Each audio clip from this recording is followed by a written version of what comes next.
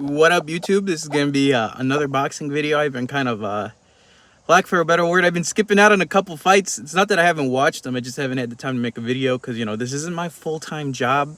I don't think it ever will be, and if I ever get to the point where I make money off this shit, it'll always just be a hobby because I have a good job. I'm an engineer. I don't need to make this consistently. But if I do get to that point, I'll try to do my best to, you know, keep up with the videos. I skipped AJ versus, no, not AJ. What was his name? Alexander Usyk.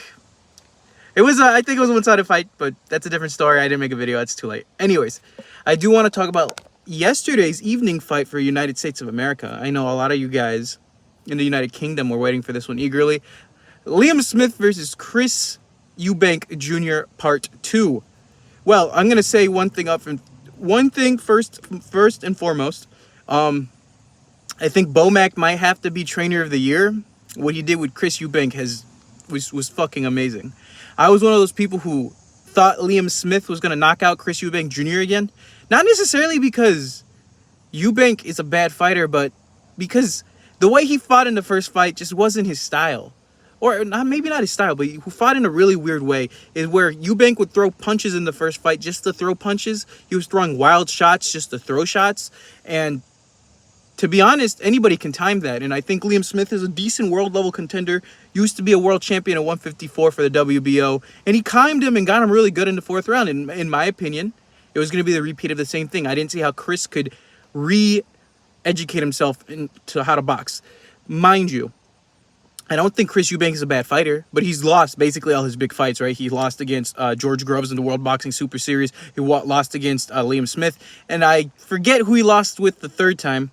And he pulled out of the Triple G fight back in 2015. So a lot of, like, who he was as a person really wasn't, to me, a top-level fighter. And I could have saw him getting, you know, losing to a high-level pressure fighter like Liam Smith for a second time. Considering he's not the best pure boxer out there. But the adjustments in part 2 were something that I cannot not give the credit to BOMAC. Because prior to this, his primary trainer has either been his dad, you know, Eubank Sr., who I never saw fight personally because, you know, ahead of my time, or the one great Roy Jones Jr., who's an amazing trainer, who's an amazing commentator and an amazing fighter. You know, the only guy who goes from 168, 175 heavyweight and come back down, could have retired on that legacy, right? But the thing what they don't get is that the last couple fights he's been trying to fight like Roy Jones Jr., because he's been trained under Roy Jones. Roy Jones has amazing work ethic. He probably has good, like, stamina training, good cardio training, good everything. But what he doesn't know how to teach is how to box. Because what he tried to do with Chris Eubank was make a mini Roy Jones Jr. in the 21st century, which doesn't happen. Roy thinks that he could get Chris to throw wild shots without really thinking, like himself in his prime. Roy Jones used to be the master of reflexes, timing, and skill and speed, but that came genetically. And what he tried doing with Chris Eubank in the last couple fights was that. And you could see that Eubank was trying to be a robotic version of Roy Jones Jr. in his prime, but Eubank lacked the athleticism, lacked the gift of God to do that. In this fight, he teamed with BOMAC, and I think BOMAC had a solid game plan. He's a pressure fighter. He knows how to do one thing, and that's come forward. We're going to solidify Liam Smith and keep him on the outside. Use that jab. Every time Liam Smith tried to walk forward, jab. Every time he tried to come in, jab to the stomach, jab to the head, jab to the stomach. And when he tried cornering him, time up. Don't be dumb. Don't get into a big fist fight. But do get your respect by punching him in the clinch. But do not engage when you don't have to. Don't throw wild shots when you don't have to. And I think that was evident within the first 2 rounds. About round 3, more of the same. Jab, left hand, jab. Round 4 was something special, though, for Chris Eubank. Liam Smith tried coming in like he's been doing. The first couple rounds, he was still game, I think at least. He was coming in, trying to come in with his own jab, but he was kind of ineffective and his own footwork was looking kind of weird. Eubank jabbed and then uppercut right in the fucking high guard of Liam Smith and dropped him. And to be 100% honest, if Eubank's entire charisma in the first fight, he lost by KO by round 4. In this fight, he got the KD in round 4, so the whole game was completely different. And essentially, he kept outboxing him. Now, here's the thing. The Sky Sports people, because here in the United States, we had the ESPN broadcast, but they just took the Sky Sports broadcast and just gave it to us, which is kind of cool. But they kept saying there was something wrong with Liam's what is it called, ankle, that he was looking flat-footed. Get that shit out of here. I think Chris just neutralized him with being a superior boxer and having a game plan. Everything Liam tried doing, Chris had a counter or a right hook or a left hook, a jab, something to keep him busy. I don't really buy that. Eventually, the fight kept going the same. Eubank just kind of jabbing. Eventually, after round 4, round 5, Eubank decided to go all out and try to get the KO then and there. He looked kind of like he threw too many punches, probably gassed himself out. Intelligently, though, round 6, 7, 8, 9, he decided to get back on his jab, keep him at distance, keep bodying him. By round 10, the fight was over. I mean, eventually he decided to go on him again, and the referee had seen enough. Liam Smith hadn't landed anything significant in a couple of rounds.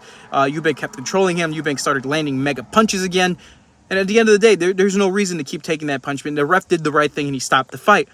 Again, though, this intelligent switch in game plan has to be attributed to BOMAC. This guy told him, keep on your jab, keep him on the outside, counter, don't engage. It's amazing what BOMAC did within 4 weeks that Roy Jones Jr. couldn't do in about 3 fights. It's ridiculous.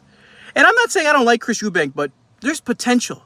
And imagine if he would have taken this shit seriously and teamed up with BOMAC from the beginning, instead of wasting his time with Roy Jones. And I love Roy Jones. He's just not a good trainer. I mean, all his fighters just try to fight like him. And that's not a way of training people.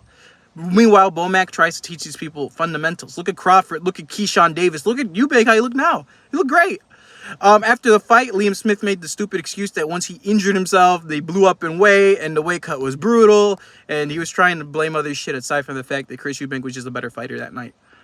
I respect Chris in the sense that he even admitted in the first fight he just wasn't up to snuff in the post-fight interview. And then he called out Triple G, claiming that Triple G was holding up the division, but I don't think he recognizes the WBA and the IBF were vacated a while ago, and the IBF and the WBO are about to be unified in a top-ranked Yanibet card with Giuliani, I think is his name. Some guy who beat Steve Falcao, which I didn't get to see because nobody broadcasted that, but whatever. What's next? I think part 3 would be something fun to watch. I would watch part 3. I think these guys are 2-level mid-tier guys. One more fight to solidify the count, and then that's it. Move on to the next guy. If you're to move on to the next guy, I'm going to be kind of greedy.